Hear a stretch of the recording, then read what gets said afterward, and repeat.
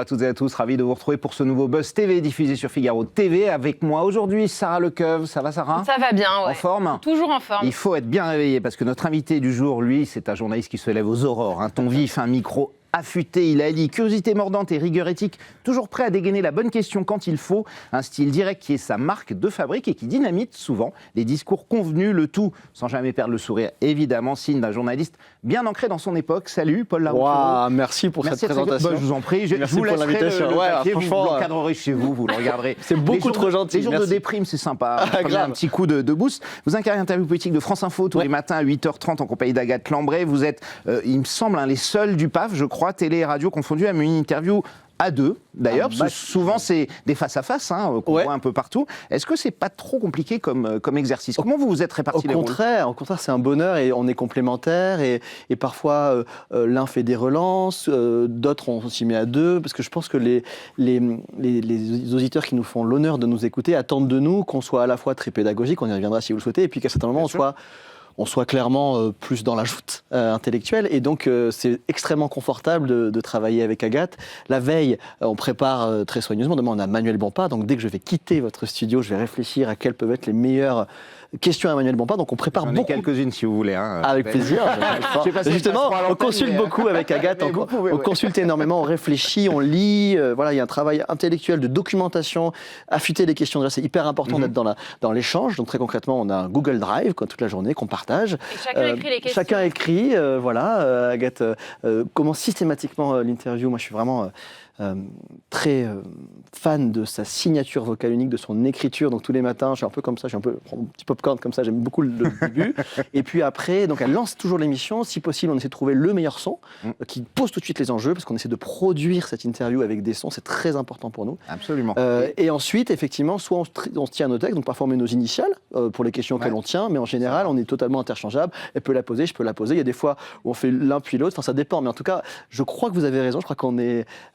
et générationnellement, je crois qu'on fait clairement partie des plus jeunes, et en termes de genre aussi, on est le seul binôme à faire des interviews, mais c'est vraiment, vraiment un bonheur. Et c'est surtout bien rodé chaque jour, puisque la veille de chaque interview, vous les teasez. Et vous êtes particulièrement raccord, on trouve. Je sens arriver les vannes. Ok, qu'est-ce que j'ai fait?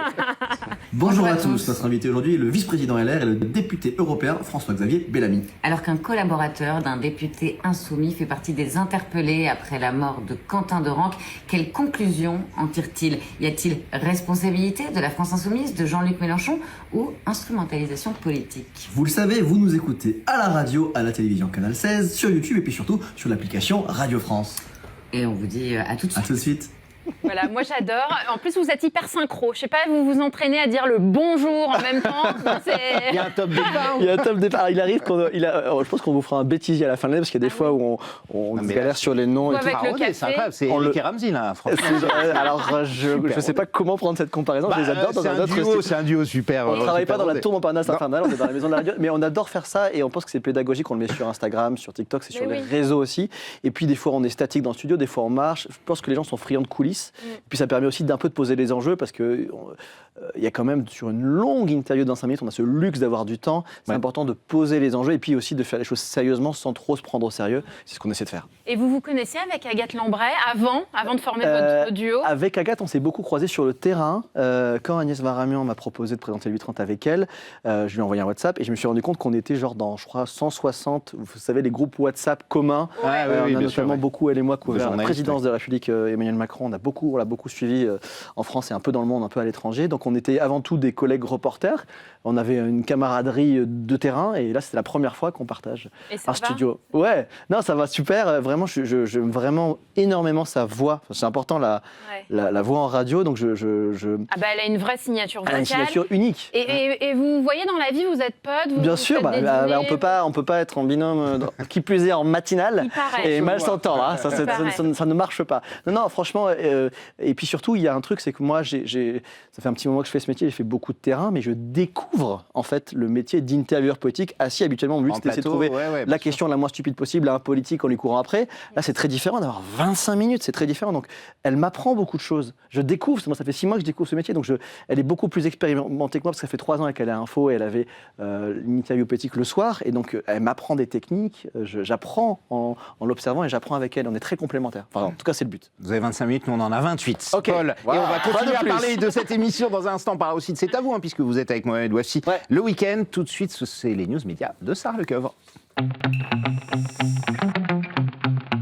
Et on commence ces infos médias avec Sonia Mabrouk, qui a fait son retour hier soir sur Canal+. Bah oui, pour un prime spécial intitulé Cinéma pour la paix, ça ne s'invente pas, c'était tout un programme. En fait, c'était en deuxième partie de soirée. La journaliste présentait un débat avec Laurie Choleva après la diffusion du film Les Enfants de Gaza. En fait, c'était une émission enregistrée, évidemment, Avant le départ, son départ fracassant du groupe Canal+. Mais par conséquent, il s'agit de sa dernière apparition télé dans le groupe. Elle devait l'ignorer, semble-t-il, avant l'enregistrement.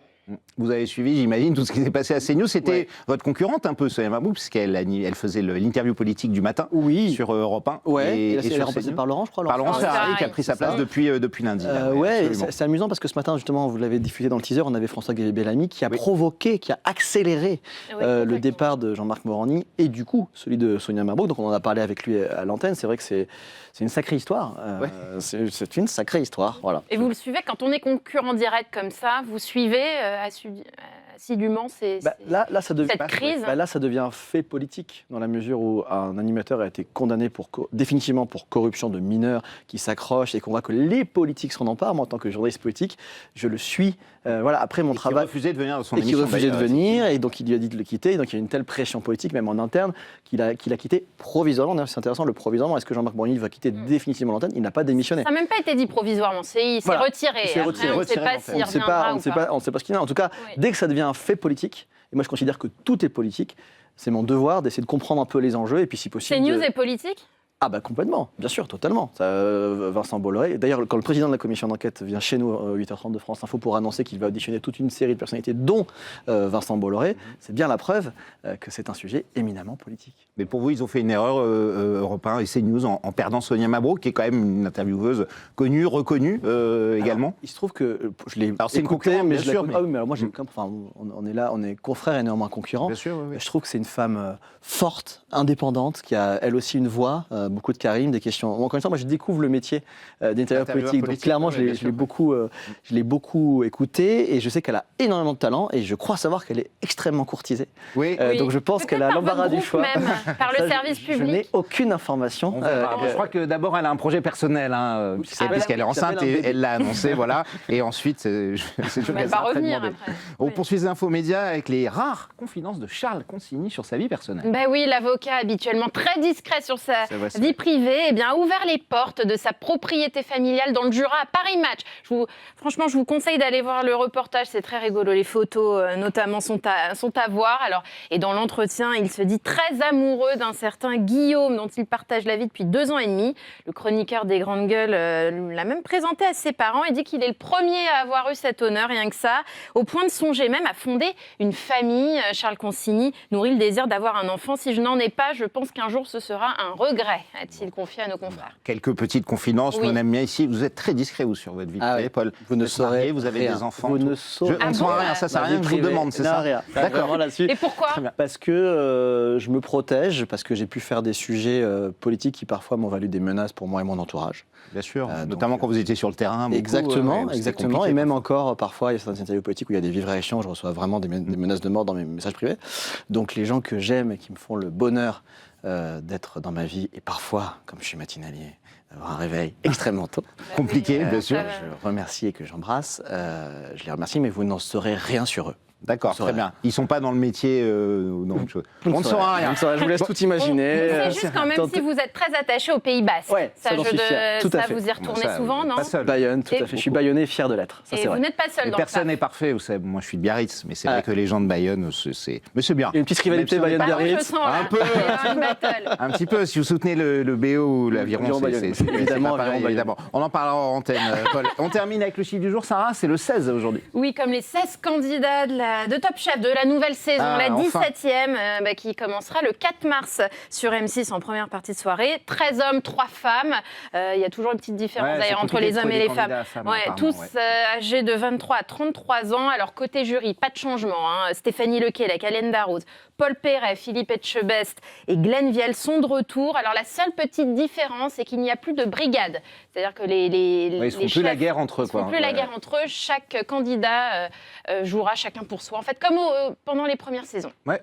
Absolument. Vous regardez ce genre de divertissement? Il y a des trucs que vous regardez à la télé, hors info, évidemment, vous êtes piqué à l'info, vous êtes journaliste. Non, mais évidemment. Qu'est-ce que vous regardez hors télé? Non, mais je regarde beaucoup de séries. Avec vos enfants, par exemple, vous regardez quoi? Dals, Star Academy. Je vous parlerai pas je tente un autre billet. C'est très bien. Non, mais je crois justement que vivre dans son époque, vous voyez, regardez la mi-temps de la NFL et Bad Bunny, ça devient un sujet métapolitique. Je pense que moi qui viens aussi de l'école Quotidien aussi, et je suis très fier de l'être, et qui bosse aujourd'hui pour Media One dans une émission d'information, vraiment uniquement d'information, puis de divertissement. Il faut bien faire la séparation, mais quand même. À Fontainebleau. On est dans une, mais on est dans une période profondément hybride. Et donc, si je ne faisais, j'adore le livre poétique, je lis énormément de livres poétiques, c'est ma passion, la poétique sous toutes ses formes. Mais heureusement qu'on s'irrigue avec d'autres. Et que vous regardez autre chose. Et vous pourriez participer à un Fort Boyard, au Traître. Ils m'ont invité. À Fort Boyard? À Fort Boyard, c'était un petit moment. Vous avez dit non? Je n'étais pas allé pour des raisons perso, parce qu'à l'époque, j'avais un impératif à Paris, mais c'était un rêve de faire Fort Boyard. J'adorerais faire Fort Boyard avec une équipe, et j'ai plein d'amis avec qui on aimerait faire. C'est un des rêves. Fort Boyard, on adore. Les Traîtres sur M6? Et je suis moins à l'aise. Moins à l'aise. J'ai vu que mon copain Zidane Chaouch l'avait fait, ça m'a beaucoup fait. Moi, je suis un garçon, parfois ça m'est reproché, assez franc, parfois trop. Vous savez pas mentir. Je sais mentir, mais j'évite le plus possible. Et en tout cas, en télé, ça m'amuserait plus de faire un Fort Boyard avec les copains que ouais, bien sûr. Avec qui, Fort Boyard? L'avantage, c'est qu'il y a beaucoup d'amis. C'est qui vos copains? Vous composez quoi? Votre équipe de rêve? Vous composez qui? Allez-y, la Dream Team de Paul Larocchiro. C'est dur parce que je vais vexer mes amis. Non, mais rien que dans la bande de C'est à vous. Il faut un costaud, un intelligent. À l'intelligent, je prendrais Yael Goz, qui fait l'édito poétique. Églantine Émeillé, je pense qu'elle doit être agile. Évidemment, si Agathe accepte, on pourrait monter. Émilie Broussoulou, c'est votre pote aussi. Émilie, ouais, bien sûr. Émilie. Et un gros costaud pour les épreuves dures, ce serait qui? Alors, j'ai gros. Pas être Azina Metchaoui, on le connaît tous les deux, il est pas assez costaud. Alors je crois qu'il y a un heureux événement lui aussi, mais Rohan, peut-être qu'il accepterait de nous faire, Rohan Aberlas, peut-être qu'il peut nous faire la nourriture dans le fort, je sais pas. Il vient d'être jeune papa, là, mais oui. Peut-être, je ne sais pas. En tout cas, j'adorerais faire Fort Boyard. Bon, message est lancé, c'est fini, Sarah, pour les news médias sont terminés. Il y en aura d'autres, bien sûr, dès demain. On passe au grand entretien du Buzz TV. Nous sommes avec Paul Larocchiro. Vous menez une interview poétique chaque matin sur France Info, Paul. On l'a dit, un mot sur l'exercice d'ailleurs, qui peut paraître compliqué, mais qu'est-ce que c'est pour vous une bonne interview politique? Est-ce que ça doit être un moment de grâce, comme l'a dit Léa Salamé, qui a un petit peu tout expliqué là-dessus, mais vous cherchez quoi? La vérité, parce que tout le monde a des styles très différents, que vous preniez Apolline de Malherbe, ou anciennement Jean-Jacques Bourdin, ou Jean-Pierre Elkabbach à son époque, ou Laurence Ferrari, effectivement, tout est très différent. Vous, qu'est-ce que vous cherchez? Alors déjà, il y a un énorme enjeu, je découvre la programmation. Déjà, qui on a? Parce que tout le monde veut, tout le monde... Il y a déjà une interview, comment on la construit, qu'est-ce qu'on en obtient, mais déjà, qui il a le matin? Moi, je découvre ce monde, enfin, je le connaissais de loin, mais maintenant, je suis acteur. La programmation, la programmation, c'est extraordinaire. À la fois, il y a un truc vraiment d'anticipation, essayer d'anticiper, avoir de l'intuition sur ce qui peut monter, et puis à d'autres moments, tout péter, appeler un ou une invitée, je suis désolé, mais il s'est passé ça, et donc on vous désinvite, et trouver quelqu'un d'autre. Et là, c'est absolument passionnant, parce qu'en face, il y a l'étage on est au 4, donc au 5e étage de la radio, il y a France Inter, et Benjamin Duhamel, il y a également RTL. Qui veulent aussi leur... il y a RTL, avec Marc-Olivier Fogiel, qui a juste le plus gros carnet d'adresses de Paris, Thomas Soto, qui est bien aussi, et voilà, Europe 1, évidemment, CNews, AMC, donc il y a une énorme concurrence. Donc déjà, essayer d'avoir un invité pertinent dans l'actu, c'est déjà, ça prend énormément de temps. Et c'est vous qui appelez, qui mouillez le maillot? On est nombreux. Alors, oui, alors il y a Agathe, on a un fabuleux programmateur qui s'appelle Mathis Racotte qui est merveilleux. Et puis après, très concrètement, on a un WhatsApp avec le directeur de la rédaction, Florent Guyotat, Richard Pluss, le directeur de la rédaction, Agnès Varamian, la patronne de France Info. Et on réfléchit toute la journée en permanence. Exemple, Anne-Claire Legendre. Et ça peut changer d'ailleurs dans une journée, deux, trois fois d'invité. Ça change 15 fois. Ouais. Et on fait à la fois de la programmation à long terme et du très court terme. Pour vous donner un exemple qui peut tout à fait être public, Anne-Claire Legendre, qui est conseillère diplomatique d'Emmanuel Macron, a été nommée officiellement hier à l'Institut du monde arabe. Il se trouve que c'était un de mes contacts à l'Élysée, parce que j'ai longtemps couvert l'Élysée, donc je lui ai tout de suite fait un petit message pour lui proposer si elle souhaitait venir dans 8h30 pour sa première interview à l'Institut du monde arabe. Ça, c'est un exemple. Et donc, c'est vraiment un travail d'équipe. Agathe, ou moi, ou notre programmateur, ou parfois, on a la chance aussi à France Info d'avoir des services, notamment des reporters fabuleux, le service politique de Jean-Rémy Baudot, qui nous fournit et des idées de questions et des invités, le service éco, enfin, toute la rédac, et là, elle se met au service. Et c'est merveilleux, vraiment, ce travail collectif, déjà de réflexion, de brainstorming, et après de passer des coups de fil, de parfois, pour dire les choses très franchement, des fois on perd le match, c'est-à-dire qu'on se dit ça vous a fait récemment, là, vous vous êtes fait piquer par mais je ne vous donnerai pas de nom parce que je suis un professionnel. Je préférais vous dire les fois où on va gagner le match. Et inversement, il y a aussi vraiment des fois où, voilà, encore une fois, je ne veux pas donner de nom parce que je ne suis pas donneur de leçons et tout, mais il y a vraiment des fois des invités qui nous ont appelés en disant on préfère vous faire parce qu'on sait qu'on aura un temps long, parce qu'on sait que c'est un temps un peu différent. D'autres qui disent désolé, mais je préfère aller là. Voilà, tout à fait. Mais vraiment, les matchs qu'on gagne, et ça arrive beaucoup, c'est un immense bonheur, quoi. Et alors, c'est quoi votre secret, Paul, pour contourner la langue de bois, la célèbre langue de bois?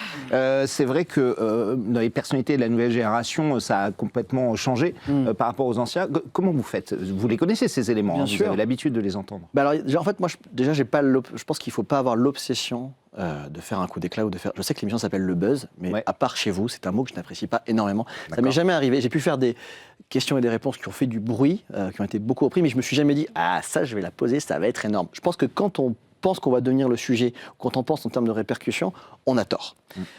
Et quand on devient le sujet, c'est qu'on fait mal son boulot. Moi, mon but, c'est pas du tout qu'on s'intéresse à ma question, c'est que la réponse soit... Donc ça, je pense, c'est un état d'esprit. Et après, l'idée, je pense, c'est... Vous pensez à qui, par exemple? Jean-Jacques Bourdin, qui avait ce genre-là qui aimait faire le petit coup d'éclat. Oui, mais Jean-Jacques Bourdin, en même temps... Elkabbach était un peu comme ça aussi, vers la fin. Elkabbach. Je n'ai pas la prétention de me comparer à Jean-Pierre Elkabbach, j'ai tellement de chemin encore, mais Jean-Jacques Bourdin, par exemple, vous voyez, quand Marc Fauvel a fait... cette excellente question à Sarah Knafo sur BFM, vous voyez, je dis bien de la concurrence. Il a repris, il a fait du Bourdin, là. Vous avez vu typiquement, bien sûr. C'était exactement la fin. C'était posé la question. Il a fait à sa sauce, et j'adore Marc, qui était d'ailleurs dans l'exercice du 8h30, il a une voix, il a un ton, il a une façon à lui de la poser, de la faire, et puis de l'enchaîner sur le ticket du métro, sur les jours du PSG, sur la Ligue des Champions, il le fait merveilleusement bien, mais pour moi, ça, c'est du Bourdin.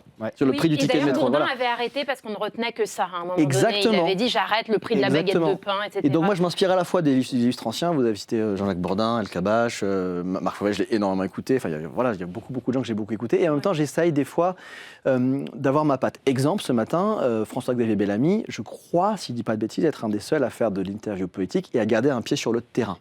Et donc là, la grande question, effectivement, c'est manifestement, il y a un assistant parlementaire qui aurait participé à une risque qui aurait conduit à un mort à Lyon, comme vous le savez.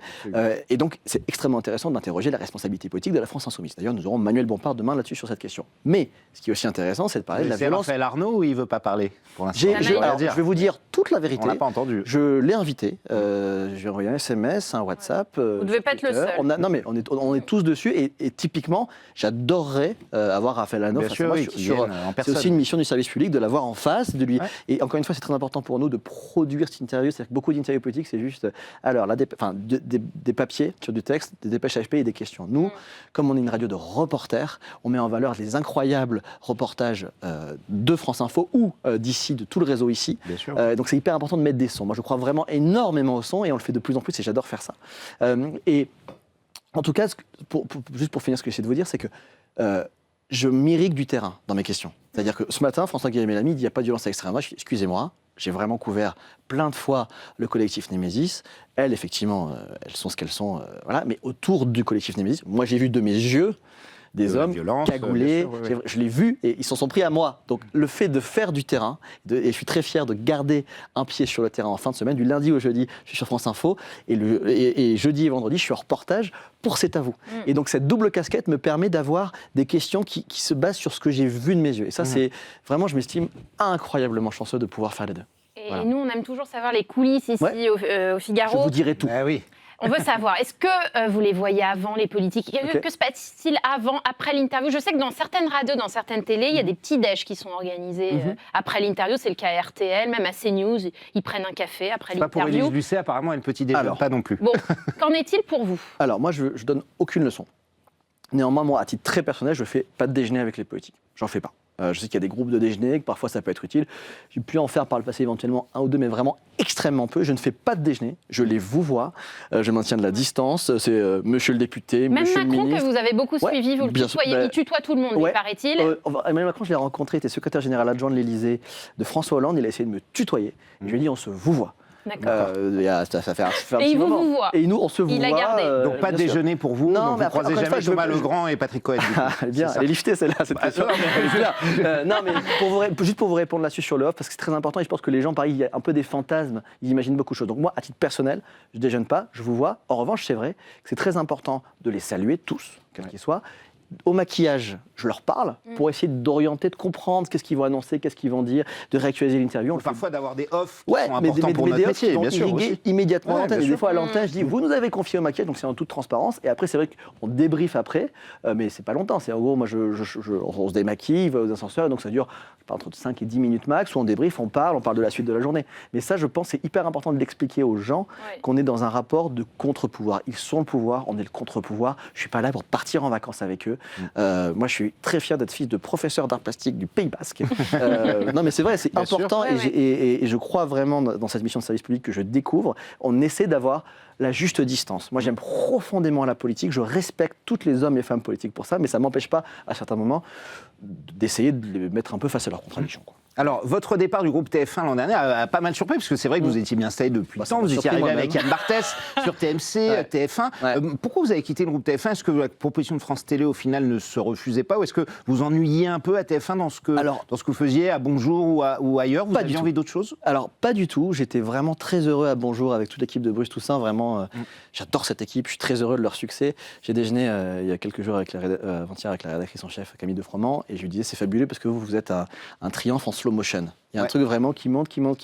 Ça grimpe beaucoup, et je suis tellement heureux pour eux. Mais vraiment, et voilà. Et donc après 2 ans LCI, après j'avais quitté la télé, pareil, parce que on se moque de moi, parce que je dis je quitte la télé, parce que j'allais sur les réseaux, mais j'étais sincère à ce moment-là, je l'ai fait à fond, j'ai adoré faire ça. Et puis avec Bruce, ça a vraiment matché, il m'a donné une liberté totale, je me suis beaucoup aimé, j'ai fait des sujets.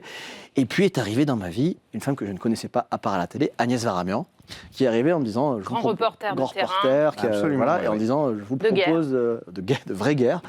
Contrairement à moi, je suis allé vaguement 2 fois en Ukraine, j'ai fait beaucoup de France, elle a fait la guerre, vraiment beaucoup. Et donc, quand elle est arrivée en disant, on ne se connaissait pas, voilà, elle m'a dit des gentillesses, je vous propose le 8h30 de France Info, sachant qu'il y avait la présidentielle, j'étais vraiment embêté. Et en duo, ça vous a pas dérangé ? Au contraire. Vous savez bien que les journalistes ont des égos. Un petit égo boursouflé ? Oui. Oui, mais une fois qu'on le sait, qu'on le verbalise, c'est bon. Non, au contraire, moi j'ai un exercice à apprendre, et puis surtout, vraiment, j'aime profondément la signature vocale Enfin, je trouve que je l'écoute, j'adore l'écouter et je trouve qu'elle est très forte. Vraiment, je la trouve vraiment hyper forte. Et donc, quand elle m'a... Je pense que j'aurais pas accepté avec n'importe qui, c'est certain, mais quand elle m'a dit 8h30 France Info, en plus dans une perspective de présidentielle, en binôme, et carte blanche, pour essayer de vraiment refaire une nouvelle émission politique, ça a été un tiraillement à l'instant T.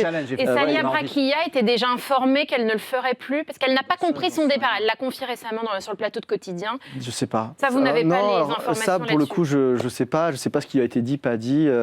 Salia, je la remercie en tout cas de ses encouragements justement sur le plateau de Quotidien. Elle a été trop gentille avec Agathe et moi. Merci beaucoup et je sais qu'elle vogue vers de nouveaux horizons. J'ai hâte de voir son docu sur Gisèle Pellicot. C'est vrai que c'est drôle, parce que vous veniez tous les deux de Quotidien, d'ailleurs. Oui, c'est vrai. Quotidien fait TV. Et figurez-vous, Paul, qu'hier, nous avions Jordan Deluxe, qui était là à votre place. Et il avait une question à vous poser à ce sujet. Je vous propose de l'écouter et d'y répondre juste après. Ok. Salut Paul. Bon, on se suit sur Instagram, je crois, ou TikTok, et j'aime bien le contenu. Paul, il me semble que tu étais chez Yann Barthès. En tout cas, c'est là où je t'ai connu. Et je t'ai jamais revu chez Yann Barthès depuis ton départ. Alors la question, elle est très simple. Est-ce que tu peux me répondre en toute honnêteté ? Est-ce que tu t'es fâché fâché avec lui, comment s'est passé le départ, tu t'es jamais épanché là-dessus, ça m'intéresse, voilà. De toute façon, c'est soit ça ou soit le salaire, mais ça m'intéresse ça, quand même, cette première question. est pas mal, je pense. Voilà.